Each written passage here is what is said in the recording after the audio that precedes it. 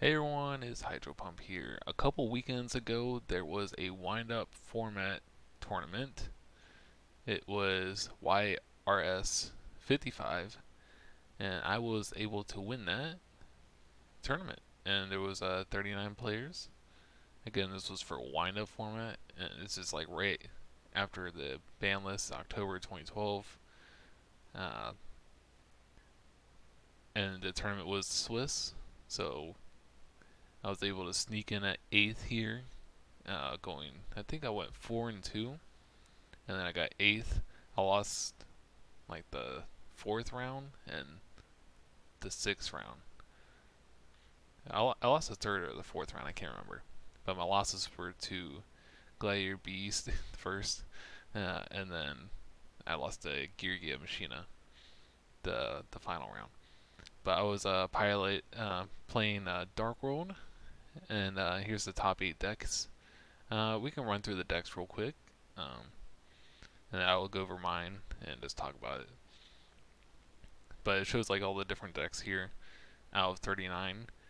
And it shows 6 Chaos Dragons. So Chaos Dragons was pretty popular, most popular deck.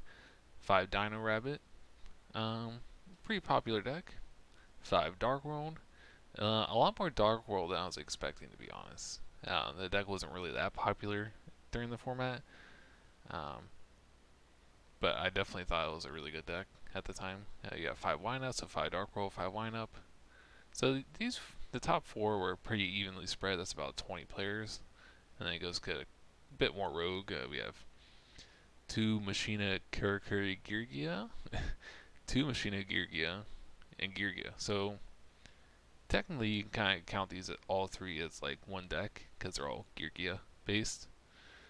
So pretty much we have like 1, 2, 3, 4. So like about 25 players playing 5 different decks. So that's pretty cool.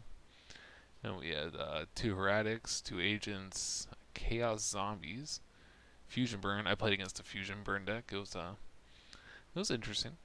We have Lancer Frogs, Glad Beasts that actually topped, Water Hero, GK, Bumblebee, and then Psychics. And then it shows some more breakdown stuff here that we can go into. Anyways, I'm just going to dive into the decks, and then I'll actually go into my deck first, and then we'll go into the rest of them. Just to take a look at it. So you can look here, but you can look here on the formatlibrary.com, all the information here. And you can also download the deck from here if you want to play it on yourself. But I'm going to go over it on Dueling Book because it's a little better to see. So yeah, if you want to actually watch the in-person deck profile, I did a deck profile on this channel earlier this year. And it has a lot of nice looking cards, high rarity Dark World stuff. And I did this like really in-depth video on all the card choices. I'm going to talk about some card choices here. It's the same exact deck list, I'm pretty sure, aside from a couple extra deck things that don't really matter. But I'm just going to talk more based on the tournament play the deck had rather than just like the theory in them behind them in general. So I'm just going to jump right into it here. So we had the 3 Boss Monster, 3 Grapha, 3 Snow, and 3 Brow. Playing 3 of each of those is pretty staple in any Dark World deck. Overall in the tournament, Grapha, was pretty good. Snow was probably the MVP monster. Just seeing Snow is just such a good card. And going on to the other monsters, the other Dark World monsters, we have 2 Beige and Silva. Nothing too crazy with these guys. Something interesting. I've played against a couple Machina Geargia decks in the tournament, and funny enough, if Fortress is targeted by a card effect, it has to make your opponent discard a card of obviously the Fortress player's choosing, but if you only that gains access to triggering the Dark World monster effects. So I was able to set it up one time where I was able to get 2 draws off a Brow because I popped the Fortress with Grapha. But I can potentially see bumping up Silva maybe more Silvas than beige, if that comes like a if this format's played more and that's just like a common matchup, because that would just really turn the game around. Like, discard Grapha, pop Fortress, and your only card in hand's like Silva. Then that player's gonna be set really far behind because you're gonna get Grapha on the field. They're gonna lose 2 cards, and then they lose their Fortress as well. So that'll be a really big momentum swing. So I was trying to pull that off. It didn't quite work. I'll go into that a little bit more later, but Silva and Beige, they were fine. They did their job. Beige in particular pulled off quite a few OTK pushes, so that was pretty cool. And then we have 2 Tour Guide and a Trance Archfiend. Both were pretty good. Trance Archfiend's just good for having an extra discard card, and Tour Guide is just, and Trance Archfiend is kind of cool too because you can eat a bottomless. Whereas normally Grapho will get bottomless, they're kind of forced to bottomless Trance Archfiend or eat a D prison. So that's kind of cool. And then Tour Guide is just really great for recycling everything. These boats are really good for recycling, but I had a game where I didn't open too hot, and I was able to make Zen mains and Dark Hole get a pop there, whereas like normally you're not doing a whole lot. So on its own, Tour Guide's really good. Yeah, not a whole lot else to say about the monsters. Oh yeah, Tour Guide came up later on, and I'll explain that when I get to the extra deck. So onto the extra deck, we have the 3 gates, the 3 dealings, 3 drag downs. All were great. Drag down was really good, and gates was just good for like MST bait, which comes up pretty good in post board when you side in all your floodgates, and you slap gates down, you activate the MST, and then it's like these are able to walk. So that was a pretty good use to have gates. Dealings, it was good. It actually had an interesting thing where I had to side these out. I'll get into that when the post board comes up, and the drag downs it's essentially like trap does shoot, which is crazy. That's for the other spells. We played 3 upstarts. Those were pretty good. Nothing to complain about. And then for the one-ofs, we have Reborn Heavy, pretty staple. Didn't main deck Dark Hole just because you're not really scared of monsters too much aside from like Logia or Dolka, which Grapha can run anything else over and pop anything else. So I think Dark Hole's not that good in this deck. In the main deck, anyways. Post side, it can be better just because you might run into like some floodgate monsters potentially. We got Foolish Burial. I remember at the start of this tournament, like I wasn't liking Foolish Burial that much. Like it was like, it's kind of like a -1. Well, not really a -1 if you resolve Grapha summoning, but it's a little. I just had a couple awkward hands with Foolish, but I started liking it more and more throughout the tournament.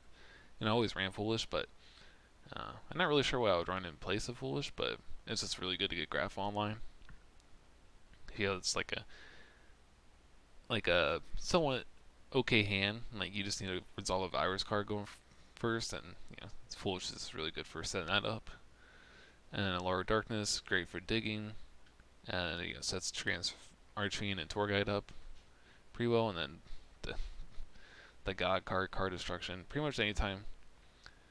I think anytime I resolve this card, I just flat out won. Card's insane, and you have all these draw cards to get to it, so pretty good. Nothing to really complain about for card destruction. It was always good. Onto the traps. We have the 3 Reckless Greed. Reckless Greed says if you ever find a combination, there's like just so many auto win buttons in this deck. If you find a combination of 1 or 2 Reckless, again, you're drawing all these cards, you pretty much just win. Like, I already had one game where my opponent heavy stormed my 3 back row, and 2 of them were Reckless Greeds, and I just won. So Reckless Greed is pretty insane.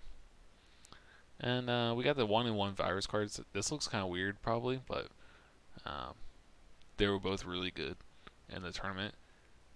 I like 1-in-1 just because you have a little versatility there, what you want to hit.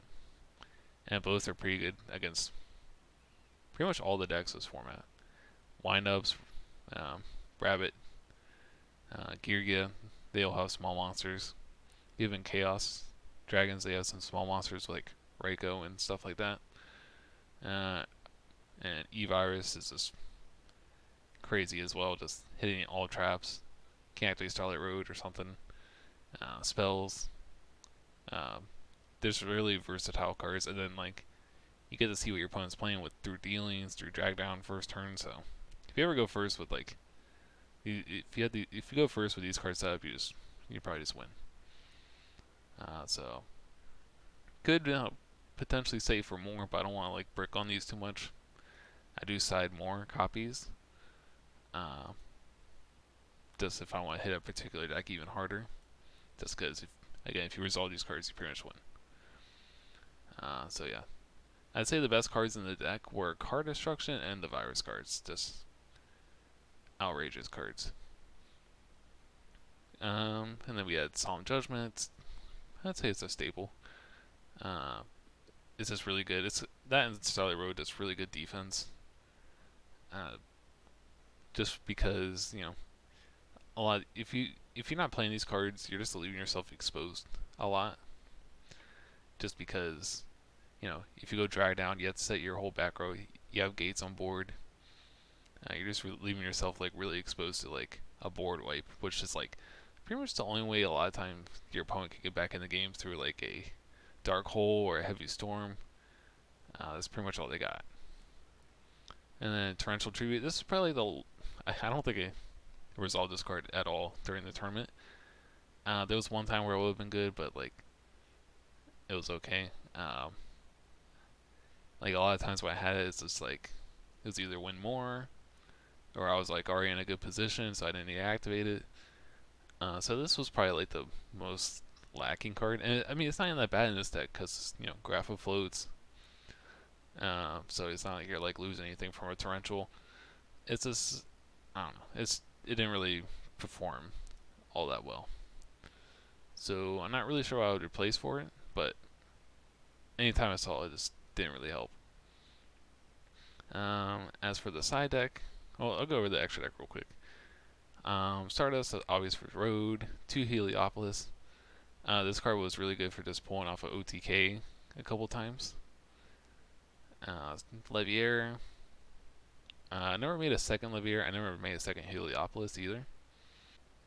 So yeah, never made a second Levier. Levier definitely came up a lot with Tour Guide. Mind Stroke, I never made it. Boozer Rhythm actually came up. I played this. Pretty much played the same extra deck like back in the day in the format. I always had Boozer Rhythm in my extra deck, but it literally just never came up. Because like, what are the chances you have to beat over something that Grapha can't? And he also gains the boost. He goes up to 1800, which goes up to 3600. But I was playing against this burn FTK deck with like Fusion Gate and stuff, and pretty much he was able to sit on this Destiny End Dragon. Destiny, this guy. He was able pretty much put this guy in defense, and without a second Grapho, he can't go into Heliopolis.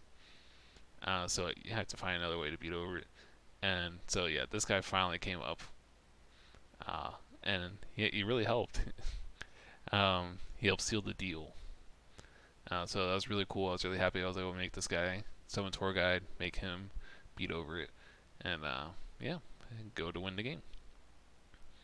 And we had one Leviathan Dragon. I think I might have made this 1 or 2 times. I can't remember. It's just pretty much a way to get a monster in the grave for gates. That's pretty much what it comes down to. Might have made it to beat over something. Acid Golem, I don't think it came up, but it's pretty good with Skill Drain. Utopia and Utopia Ray.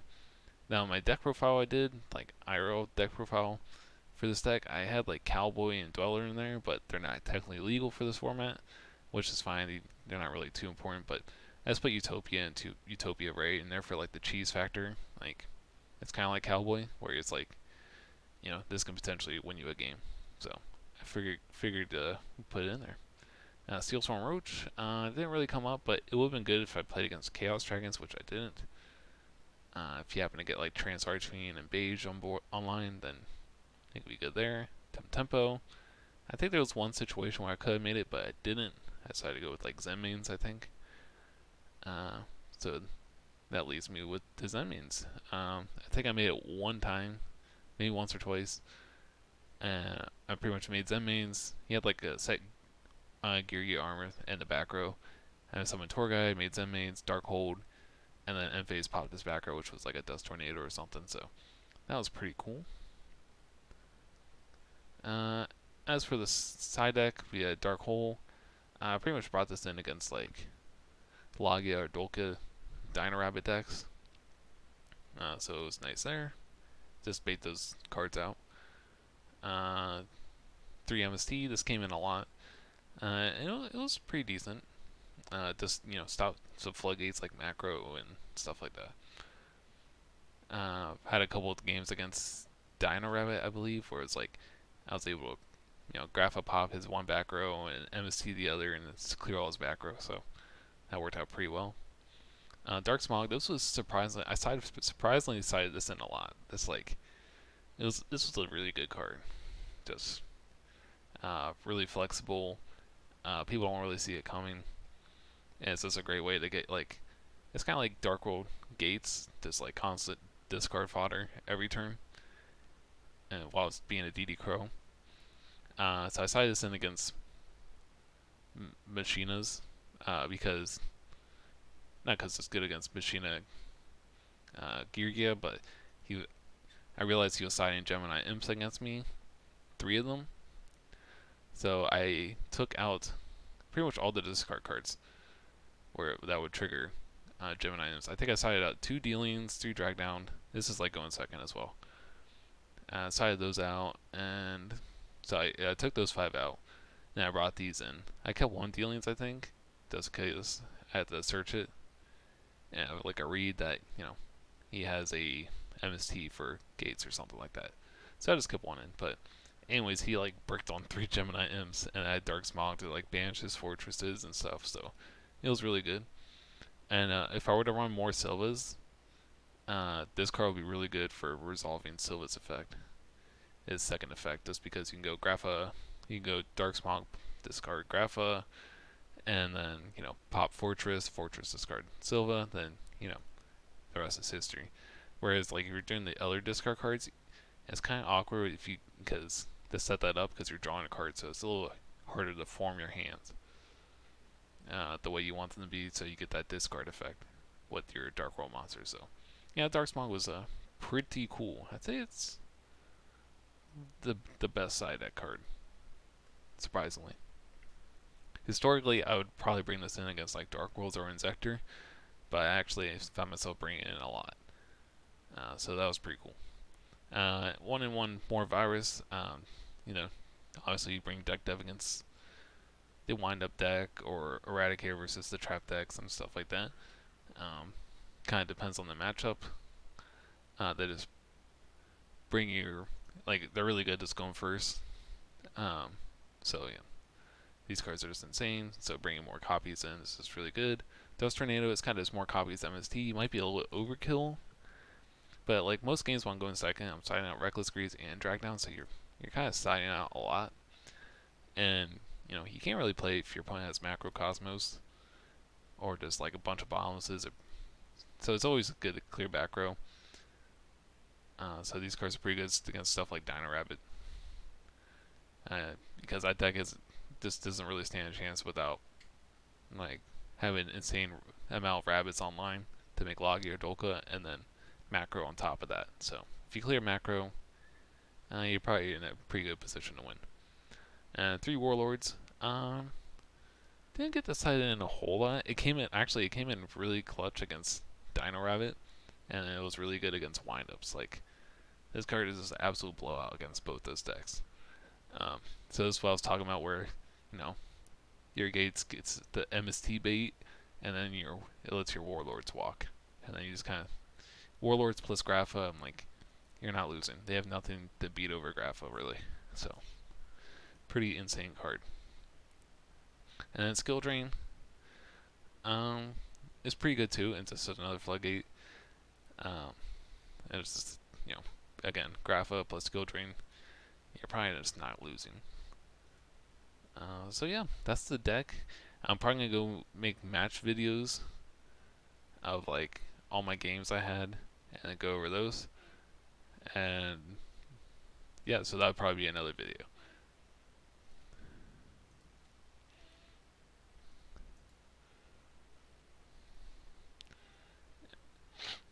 And I'll just quickly go over the other top 8 decks here. So this is a wind-up deck that made top 8. It seems pretty standard for the most part. You got the 3 upstarts, 2 Mirror Force. I'm not exactly sure how good Mirror Force is in this format. Might want Prisons instead, but I'm not sure. So yeah, just max out on all the wind-up cards. And you got 3 MST. Torrential True is really good in this deck just because you got 1 Zemmings. And you got Dark Hole for like armor and stuff like that. Dark Hole's also pretty good. Just triggering these destruction effects, and you got Wind Up Rabbit to dodge. And side decking all the hand traps pretty much. 1 Gemini Imps. 2 cross out for the Gear Gear deck. And yeah. Other than that, it seems like a pretty standard list. So I like it overall. Pretty good. I guess I don't think this deck list would do too hot against Dark World in particular, because we're deciding like Gemini Imps and D Prison, maybe Dust Tornado. And then all your guys are weenies, so like any deck devastation virus is just like game. So yeah, that's that deck list. I did not play against them in the tournament, but it would have been interesting. I played against Dino, or I didn't play against this Dino Rabbit player. I played against another Dino Rabbit player, but here's Dino Rabbit. Looks like they're playing like the BLS build, so there's like Macro Rabbit and then there's like BLS. Generally, Macro Rabbit wasn't too common. Like they opted to decide Macro in the back then, which he also does here. But people figured that the BLS build was a little bit stronger. So you got two Valor and 2 Thunder King for the lights, and then you have the Torguide, Gore, Sangan for the darks. And they're just opting to do 2 Torguide and Sangan rather than having like Night Assailant or Torbus or something like that. So, I mean, yeah, 7 bricks would just be like a little much. So yeah, Torguide and Rabbit, pretty insane cards. And then the rest of the deck, you're just kind of hoping floats or gets you to these cards. Snowman's just for, I guess walling against like windups or Demir potentially, and then Thunder King's. Thunder King's pretty good against the other decks in the format like windups. Gear Gia is pretty good just because you can't add for armor or make a rank 4. And Lance is really good in this deck. I'm a big fan of Lance. Compulse is really good against like XYZ monsters. So yeah, overall I like the deck list. But yeah, they also have Pi Everest in case you get conflicted with 2 Tour Guide and a Sangan, so that's pretty cool. Just looking at the side deck, I mean extra deck seems pretty. Just a bunch of rank 4s and 3s. Level limit area B. That's probably for. I think that's for Chaos Dragons, because this deck kind of gets beat up by Chaos Dragons. 2 Kaiku is pretty interesting. So this looks like it's like anti-Chaos Dragon extra or side deck, just because that could be a really tough matchup for this deck. Just because like their monsters are generally just pretty big. Yeah. So I think the only way that Dark World loses this deck is if they go like turn 1, Rescue Rabbit with Macrocosmos. I think that's like the recipe they got. Because after this deck loses a little consistency after the Nationals format, it just became a lot easier. And then they stopped main decking macros that just helps Dark World a lot. So it's always nice. And then Murray, this was someone I lost to. He was playing Gladiator Beast. Pretty good deck. Pretty good deck list. I like it. And you got the 2 Prisma. a hero lives just makes this deck pretty nuts, just because you can make Azars like ASAP. So you got Stratos. I guess Stratos is okay because you can go do the pop effect. You can potentially. Um, just not overall. I'm just not a fan of wasting your normal summon Stratos, but yeah, you do have the flexibility with the pop effect with the hero live. So there's that. Bestiari, of course, 2 Darius, and the rest of the GBs are pretty standard.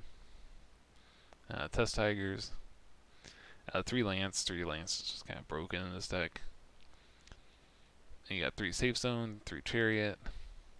You got the Warnings and the Torrentials. Now, when just like looking at this deck list, I feel like you just want to be like all out. Like I don't think you really need Prisons or Torrential Tributes. I'm not really sure just like off the top of my head what you would replace with them, but it looks like the monster count is kind of low. When you technically running like 15 or 17 monsters with hero lives. So I don't know. I feel like this deck would perform slightly better and a little bit more consistency if you if you just like all out strat, because when I play like maybe main deck trap stuns, like they side deck the trap stuns, but I feel like main deck trap stun would just like go to distance because trap stun and GBs is kind of nuts. As for, got 1 Herc, which I don't really see you making more than 1. And then what's this guy? Esidari? Yeah, so he's just pretty much a vanilla he can make, which is pretty neat. Pretty big, nice against Dino Rabbit. And yeah, he kind of wrecked me with Trap Stun and Macrocosmos. Games 2 and 3 when we played. He opened really good game 3 where it's like I went first and I had like Grapha, Skill Drain, and some other stuff, and he had like MST for Skill Drain, Macro, and Hero Lives, and just like able to make Azars and destroy everything. So that was pretty rough. That was probably the hardest deck I played against. So yeah, I don't really remember this deck being popular during the format, but it did well at the YCS at the time, and then yeah, it did well here. So good job, Murray. And then we had this Gear player. They were undefeated, like 6-0, and then I was the bottom seed. They were the top seed, and I ended up like 2-0ing them pretty good. And the reason why, if you look at the deck list, it's all Gear monsters, so they're all tiny, all hand traps. So I don't think they really had much against my deck, to be honest. Like, just looking at the side deck and looking at the main deck, the only thing that really hurts Dark World is probably like MST and Bottomless Trap Hole. It's going pretty thin there, but I'm assuming they had pretty good matchups against like windups and Gear Mirrors with like the Thunder Kings, the Snowmans, and stuff like that. So, and Warlords is really good against windups. System Down against like the Mirror. So this deck looks pretty good against everything else other than Dark World that I play them against. So yeah, and then they play the level 3 package, which I didn't see a lot of people playing, but it gives you access to rank 3s and makes your Gear Giant X's do something when they die, so that's pretty cool.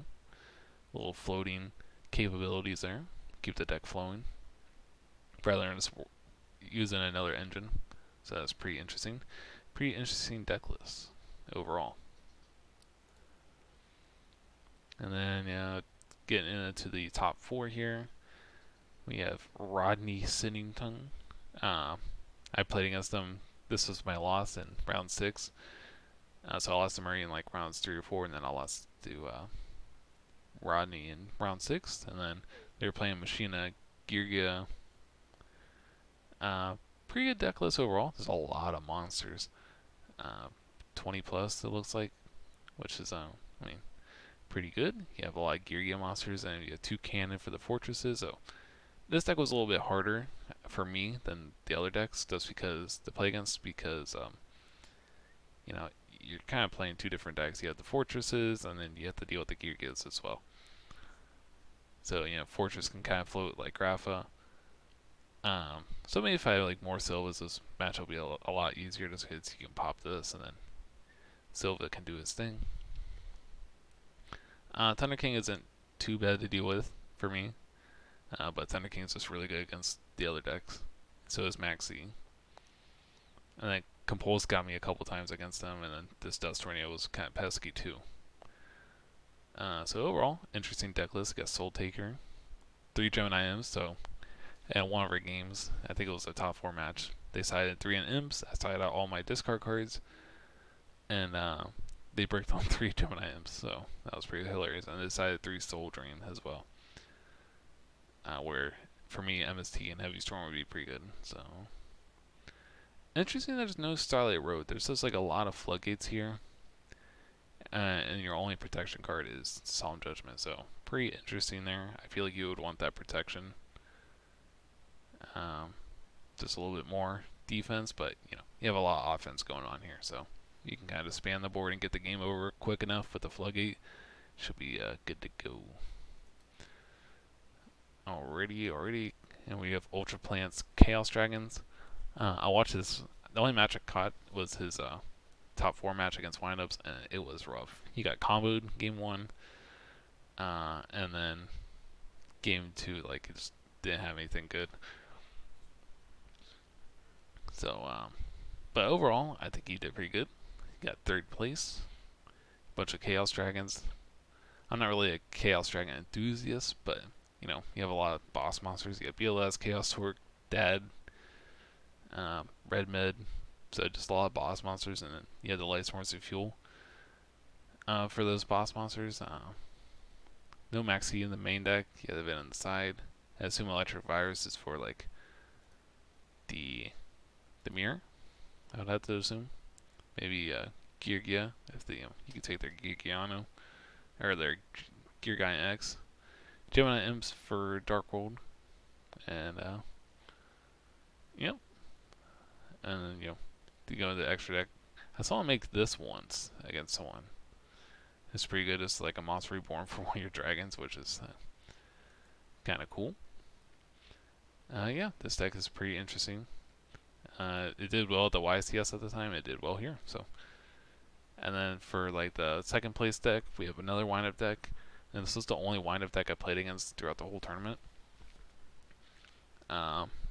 Just looking at their build, no upstarts like the other build that topped. They opted to go with the hand traps. And that's another thing that's good about Dark Worlds. Like generally, like hand traps don't do anything against them, where hand traps are good against the rest of the deck. So if anyone's main decking these, you're not gonna get a lot of value off them. So that's pretty good. It's not like you're walking into a trap. You know your opponent probably has dead hand traps facing down a Grapha. And they also decided to do the 2 Torgai, 1 Stangan, Pot Avarice. And we have 2 Lance. We saw this in a couple decks. Just Lance is just a really good card. Probably good against Compulsory or Phoenix Chains. And 2 Torrential as well. Looking at the side deck, I don't really know what's Tsukiyomi. But overall, I mean, Deep Fish is really good against Dark Worlds. He opened this against me game 2, but I had Heavy Storm, which is just the nuts. Soul Takers, and the rest is pretty vanilla. But yeah, Deep Fisher, I think Deep Fisher's just really good in this deck. Like, it doesn't hurt you at all. You're just making XYZs. You can banish for Rabbit, so if you get that rolling, then you're in a good position. And then obviously, then my deck list for first. So yeah, that was the top 8 deck list, and that was my deck profile, or just deck update, just showing everything. Again, I have another IRL deck profile for Dark Worlds down below. I can link it, and you can also find it on my channel. Same deck list, is a lot more in-depth analysis on the list and my thought process at the time. I think overall I went, so I was 4-2 in Swiss, and then I won 3, so I went 7-2. So overall, that's like topping a small regional, or bubbling a bigger regional. But yeah, I won this tournament, so I guess that's all that matters. But yeah, thanks for watching the video, and I'll catch you guys later.